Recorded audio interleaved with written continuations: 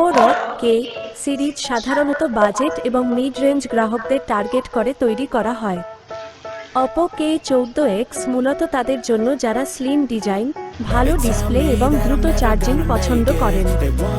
নিচে এই ফোনটির বিস্তারিত স্পেসিফিকেশন ও রিভিউ দেওয়া হলো। মূল আকর্ষণ, কি হাইলাইটস: ডিসপ্লে 6.67 ইঞ্চি AMOLED panel, 120 hertz refresh rate. Processor Snapdragon 4 Gen 2, Snapdragon 4 Gen 2 অথবা 6 জেন 1 ভ্যারিয়েন্ট ভেদে। ব্যাটারি চার্জিং 45 ওয়াট বা 67 watt SUPERVOOC fast charging. Camera 50 megapixel main camera. বিস্তারিত স্পেসিফিকেশন: 1. ডিজাইন ও বিল্ড Oppo K14X ফোনটি বেশ হালকা এবং পাতলা। এর পেছনের অংশে গ্লাসি ফিনিশ ব্যবহার করা হয়েছে যা দেখতে প্রিমিয়াম লাগে। এতে সাইড মাউন্টেড ফিঙ্গারপ্রিন্ট সেন্সর থাকতে পারে অথবা ইন ডিসপ্লে যদি অ্যামোলেড প্যানেল হয়। 2. ডিসপ্লে ও ভিউইং অভিজ্ঞতা: এতে ফুল HD প্লাস রেজলিউশনের ডিসপ্লে ব্যবহার করা হয়েছে।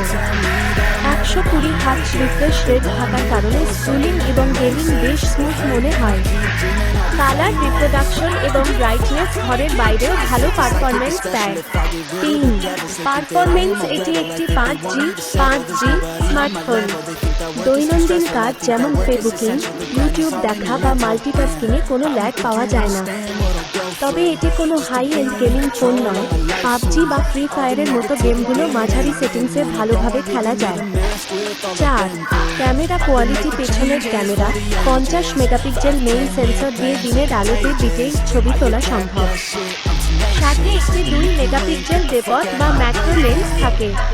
সেলফি 8 বা 16 মেগাপিক্সেল ফ্রন্ট ক্যামেরা যা Oppoর সিগনেচার বিউটিফিকেশন মোড সাপোর্ট করে। 5.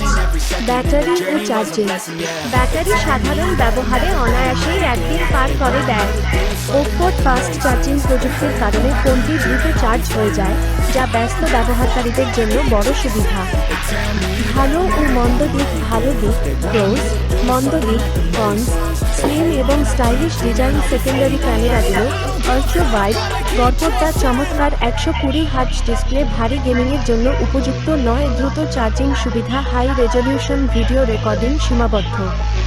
5G কানেক্টিভিটি: প্রচুর অপ্রয়োজনীয় অ্যাপ, ব্লটওয়্যার থাকতে পারে। দাম ও প্রাপ্যতা: বাংলাদেশে Oppo K14X ফোনটি সাধারণত 20,000 থেকে 25,000 টাকার মধ্যে ভ্যারিয়েন্ট ও সব ভেদে পাওয়া যেতে পারে।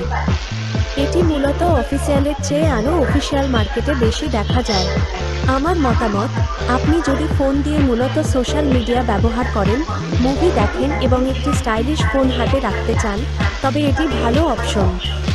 তবে ক্যামেরা বা গেমিং যদি আপনার প্রধান অগ্রাধিকার হয়, তবে এই বাজেটে Xiaomi বা Vivoর কিছু মডেল তুলনা করে দেখতে পারেন।